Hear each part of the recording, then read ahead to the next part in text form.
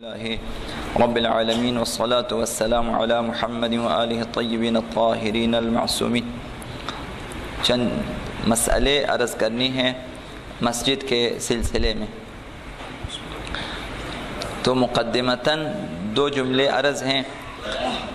خالق ہستی نے اپنی مخلوقات میں کچھ کو اپنے لیے انتخاب کیا ہے، نباتات، حیوانات اور انسان۔ ان میں انسان کو اپنے لیے انتخاب کیا خدا نے اور اپنا جانشین مقرر کیا روئے زمین پہ انسان کو۔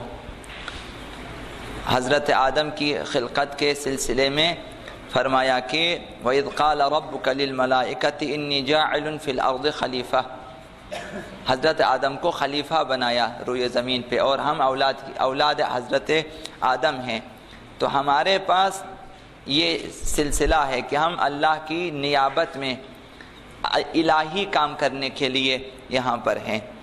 اور انسانوں کو خدا نے اپنے لیے انتخاب کیا، پھر انسانوں میں جو کچھ ہم انجام دے دیتے ہیں افعال انسان، ان میں سے بھی عبادت کو خدا نے اپنے لیے انتخاب کیا۔ ہم بہت سے کام کرتے ہیں، ایک حصہ اس میں عبادت ہے، تو عبادات کو خدا نے اپنے لیے انتخاب کیا اور فرمایا کہ وَمَا خَلَقْتُ الْجِنَّ وَالْإِنسَ إِلَّا لِيَعْبُدُونَ، جن و انس کو عبادت کے لیے خلق کیا، تو عبادات خداوند قبول فرماتا ہے۔ اور عبادات میں بھی نماز کو خدا نے اپنی یاد کے لیے انتخاب فرمایا، تو عبادات میں سے بھی بعض عبادتوں کی حیثیت زیادہ ہے، ان میں ایک نماز بھی ہے۔ اقیم الصلاۃ لذکری، نماز کو میری یاد کے لیے قائم کیا کرو۔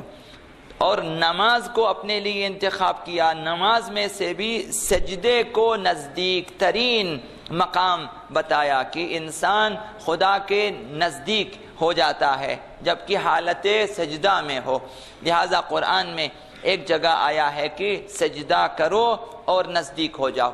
سجدہ کریں خدا کے سجدہ وہ حالت ہے جس میں بندہ اپنے خدا کے سب سے زیادہ نزدیک ہے۔ اس طرح جائے سجدہ کو خدا نے مخصوص رفعت اور بلندی عطا فرمائی ہے، جائے سجدہ۔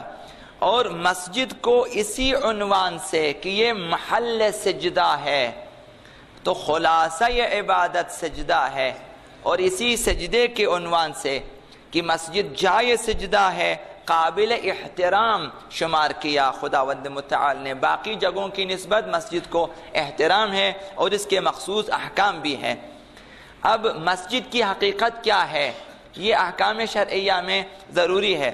مسجد خدا کے سامنے خضوع و خشوع یعنی عبادت کی جگہ، اور مسجد محل نماز، محل سجدہ، تو سجدے کے اعتبار سے اسے مسجد کا نام دیا ہے، یعنی جائے سجدہ ہے، مسجد سجدہ کرنے کی جگہ۔ شرعی اصطلاح میں مسجد کسے کہتے ہیں؟ شریعت میں المکان الموقوف علی کافۃ المسلمین للصلاۃ، ایسی جگہ جو عموم مسلمین کے لیے نماز کی خاطر وقف کیا جائے، وہ مسجد ہے۔ کوئی بھی جگہ آپ وقف کریں سب کے لیے، تمام مسلمانوں کے لیے اور نماز کے لیے وقف کیا جائے، وہ مسجد ہے۔ تو مسجد تحقق پانے کے لیے کم از کم 3 شرائط کا ہونا ضروری ہے، تو وہ جگہ مسجد کہلائے گی اور اس کے مخصوص احکام ہوں گے۔ سب سے پہلے وقف کرتے وقت مسجد کے عنوان کا قاصد ہونا چاہیے۔ جو شخص جگہ کو، مکان کو وقف کرنا چاہتا ہے تو مسجد کے عنوان سے وقف کرے۔ بنابراین اگر کوئی شخص کسی جگہ کو صرف نماز کے لیے وقف کرے اور مسلمانوں کی عبادت کے لیے وقف کریں لیکن مسجد کا عنوان نہ دے، تو وہ جگہ وقف ہے، وقف بھی درست ہے، لیکن وہاں نماز بھی پڑھ سکتے ہیں، لیکن وہاں مسجد کا اطلاق نہیں ہے، مسجد کے احکام جاری نہیں ہوں گے، چونکہ وقف کرتے وقت مسجد کا عنوان اس کے ارادے اور نیت میں نہیں ہے۔ وقف صحیح ہے لیکن وہ جگہ مسجد شمار نہ ہوگی۔ دوسری شرط، ضروری ہے کہ وہ جگہ تمام مسلمانوں کے لیے وقف ہو، تمام جو بھی مسلمان ہو اس میں آ سکے، اور نماز ادا کر سکے۔ بنا برین اگر کوئی جگہ ایک گروہ کی عبادت کے لیے وقف ہو تو اسے مسجد نہیں کہیں گے۔ اگر ایک جگہ بنا دیں کہ اس میں صرف ایک خاص علاقے والے، ایک خاص زبان والے، ایک خاص قوم آ جائیں تو وہ پھر مسجد نہیں ہے، چونکہ مسجد کے ساتھ یہ منافات، مسجد کی جو خصوصیت ہے وہ اس میں نہیں ہے، لہذا اسے مسجد نہیں کہیں گے چونکہ مسجد کی خصوصیات کے ساتھ یہ منافات رکھتا ہے۔ تیسری شرط یہ ہے کہ وہ جگہ نماز کے لیے وقف ہونا چاہیے۔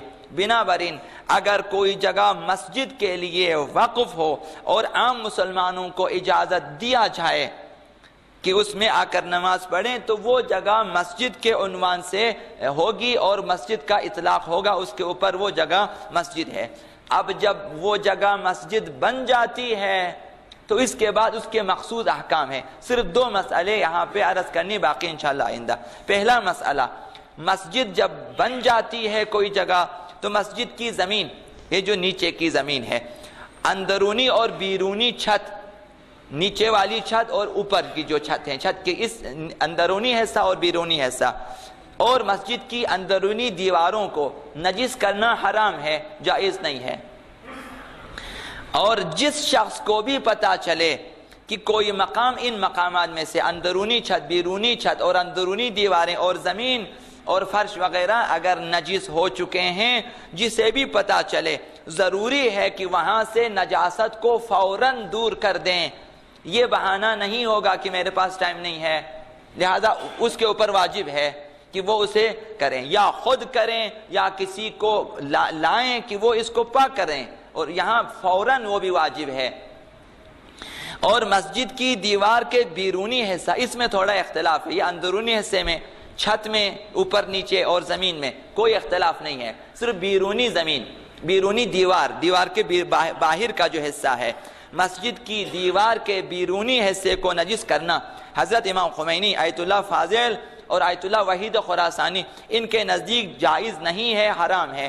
تو مسجد کی باہر کی دیواریں، تو لہٰذا پہلے بھی عرض کیا تھا، البتہ اگر یاد رہیں، لوگ بناتے ہیں مسجد، دیتے ہیں ٹھیکیدار کو، ٹھیکیدار لے کر آتے ہیں مزدور، اور وہاں پہ احتیاط نہیں کرتے، اب جوتوں کے ساتھ جا رہے ہیں، باتھ روم جا رہے ہیں، آ رہے ہیں، وہاں مختلف قسم کے احتیاط کرنی چاہیے کہ اندر نجس نہ، ورنہ دیواریں کھول کے دوبارہ بنانی ہوگی، وہاں ہاتھ کٹ جاتا ہے، خون گر جاتا ہے، مختلف بچے جاتے ہیں آتے ہیں، تو یہ احتیاط نہیں ہوتی، یہاں پہ احتیاط کرنی چاہیے۔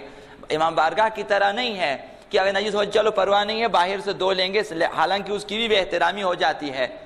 تو مسجد میں ضروری ہے کہ انتظامیہ احتیاط کریں کہ اندر کی دیواریں، اس کے پلستر، کوئی بھی چیز، ایک اینٹ بھی اس میں نجس نہیں ہونی چاہیے، لہذا بناتے ہوئے اب آپ دوبارہ نہیں کھول سکیں گے مسجد کو، اگر ان کے پلستر میں نجاست رہ جائے، اگر اینٹوں میں نجاست رہ جائے، اس طرح سے نہیں ہونی چاہیے۔ اور اس طرح جب ساتھ میں باتھ روم بنا لیتے ہیں تو کوشش کریں کہ نجاست مسجد کی دیوار تک نہ لگے، اس کے لیے الگ سے جو ہے پائپ لائن وغیرہ لگنی چاہیے۔ تو مسجد کی بیرونی دیوار کو بھی نجس کرنے کے سلسلے میں حضرت امام خمینی، آیت اللہ فاضل الانکرانی، وحید خراسانی ان کے نزدیک حرام ہے، جائز نہیں ہے۔ اندرونی تو سب کے نزدیک حرام ہے۔ آیت اللہ مکارم شیرازی نے فرمایا بنا بر احتیاط واجب جائز نہیں ہے کہ بیرونی دیوار کو بھی جو ہے نجس کیا جائے۔ اسی طرح آیت اللہ زنجانی کا بھی فتویٰ یہی ہے۔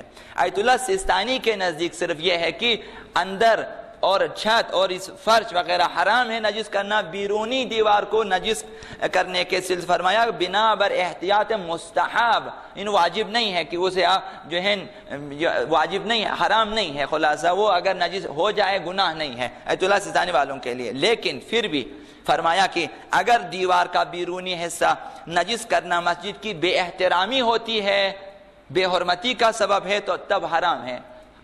ہم یہاں پہ کوئی ایسا بندہ نہ ہوگا جو یہ سمجھے کہ باہر کی دیوار کا نجس ہونا پرواہ نہیں ہے، ہم سب سمجھتے ہیں کہ بے احترامی ہے، چونکہ اس قدر عقیدت رکھتے ہیں ہم لوگ، جب حرام سمجھتے ہیں، جب آپ بے حرمتی سمجھتے ہیں تو نجس کرنا بھی حرام ہے۔ آخری مسئلہ، جسے بھی پتہ چلے کہ مسجد کی زمین، اندرونی بیرونی چھت اور اندرونی دیوار کا کوئی حصہ نجس ہوا ہے، ضروری ہے کہ فوراً پاک کر دے۔ اللہم انا نسألک و ندعو ونصلی علیک باسمك العظيم الأعظم الأعز الجل الأكرم. يا الله يا الله يا رحمن يا رحيم يا مقلب القلوب ثبت قلوبنا على دينك. اللهم نور قلوبنا يا الله، وبيض وجوهنا يا الله، وأهلك أعداءنا يا الله، واشف مرضانا يا الله، وآمن من كل بلائنا يا الله، واغفر ذنوبنا يا الله، واستر عيوبنا يا الله، بحرمة محمد وآله الطيبين الطاهرين، إلى أرواح المؤمنين والمؤمنات وإلى أموات الحاضرين، لا سيما إلى أرواح شهدائنا. رحم الله من يقرأ الفاتحة مع الصلوات.